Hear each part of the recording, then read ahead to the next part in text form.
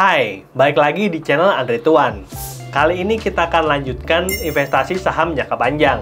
Ini adalah bagian dari proses membeli saham PT di Indonesia dengan tujuan mendapatkan keuntungan dari kenaikan harga saham atau capital gain dan dividen yang dibagikan oleh perusahaan tersebut. Dan kita udah mulai investasi ini di Maret 2024, di mana kita investasi ke beberapa saham dengan strategi Dollar Cost Averaging atau DCA. Prakteknya itu simple, di mana kita setiap bulan mengalokasikan sebagian dari pendapatan untuk dibelikan saham beberapa perusahaan. Jadi, investasi tidak dilakukan dalam jumlah besar atau lump sum. DCA dan lump sum itu berbeda. Dan DCA dapat memaksimalkan keuntungan dengan tingkat resiko yang minimal. Nah, DCA ini telah digunakan oleh banyak giant investor dan juga market maker, di mana mereka entry saham ataupun aset tertentu secara berkala agar tidak merusak harga pasar. Jadi langsung aja kita mulai serial nabung saham episode 2. Layar handphoneku bisa kamu lihat ada di depan ini. Ini ada beberapa aplikasi seperti Mandiri Sekuritas, Indodax, Pintu, Bibit, Peluang, Ajaib, dan juga iPod. Lalu, karena semuanya ada isinya, aku kosongkan satu aplikasi yang namanya Bibit untuk kita mulai dari nol pada bulan kemarin.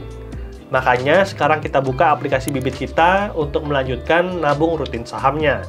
Dan udah ada saldo 2.625.000, di mana aku top up pertama itu 3 juta, jadi aku mengalami kerugian 374.000 atau turun 12,5% dibandingkan portofolio yang pertama. Tapi aku nggak pusing karena pakai strategi DCA, mau harganya naik, harganya turun, pokoknya kita beli. Dan untuk sebelum membeli saham berikutnya, kita harus top up wallet dulu dan kita klik deposit.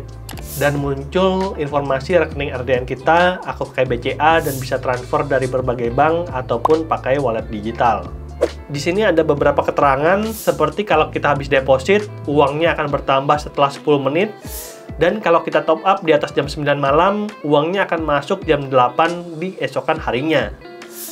Lalu agar tidak dikenakan biaya transfer antar bank, kita bisa pakai bank yang sama untuk deposit.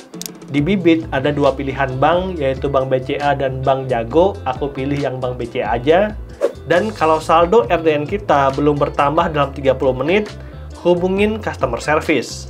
Pada kesempatan ini aku top up sebesar 3 juta rupiah dan kita bisa pakai uangnya untuk beli saham yang telah kita tetapkan. Kita klik tombol buy yang ada di bawah dan muncul nilai portofolionya adalah 5.629.000 dan udah dialokasikan ke bibit saham dengan total 2.629.000. Lalu kita klik bibit sahamnya. Ada 3 saham yang aku investasikan, yaitu Bank BTPN Syariah dari 1 juta jadi 920.000, saham Gajah Tunggal, dan saham Wismilak. Nah, kalau boleh saran ke aplikasi Bibit, lebih baik di sini ada keterangan saldo yang bisa dipakai untuk beli sahamnya, supaya jelas gitu loh. Kalau misalkan aku punya uang 3 juta yang tadi aku baru top up dan bisa digunakan untuk beli bibit saham. Oke, kita pakai 3 juta, kita akan bagi dalam 3 saham terpisah, masing-masing kira-kira 1 juta. Tapi tentunya ini berbeda dengan kripto ya, yang dimana kita bisa beli partisi. Di saham itu nggak bisa, kita harus belinya per lot. Makanya kadang-kadang nilainya bisa lebih tinggi sedikit dari 1 juta, atau kurang sedikit dari 1 juta. Kita cek dari saham yang pertama, yaitu saham Bank BTPN Syariah. Lalu kita bisa cek detail portofolio dari BTPS kita, di mana harganya sekarang 1.150 dan bernilai 920.000. Padahal awalnya kita ada investasi 1.009.000, tapi karena mengalami kerugian 89.000, makanya saldo kita berkurang. Lalu kita klik tombol beli untuk menambah portofolio kita. Berikutnya, harga saham Bank BTPS masih 1.150. Tapi kalau kita lihat di order booknya, harga X-nya supaya kita bisa HK itu di 1.155. Makanya kita beli di harga HK 1.155 dengan jumlah lot 9 dengan total investasi Rp1.041.060. Lalu kita klik tombol beli. Nah, ini adalah keterangan konfirmasinya. Harga beli 1.155, lot 9 dengan jumlah investasi 1.039.500 dan total pembayaran 1.041.000 karena ada broker fee dan exchange fee.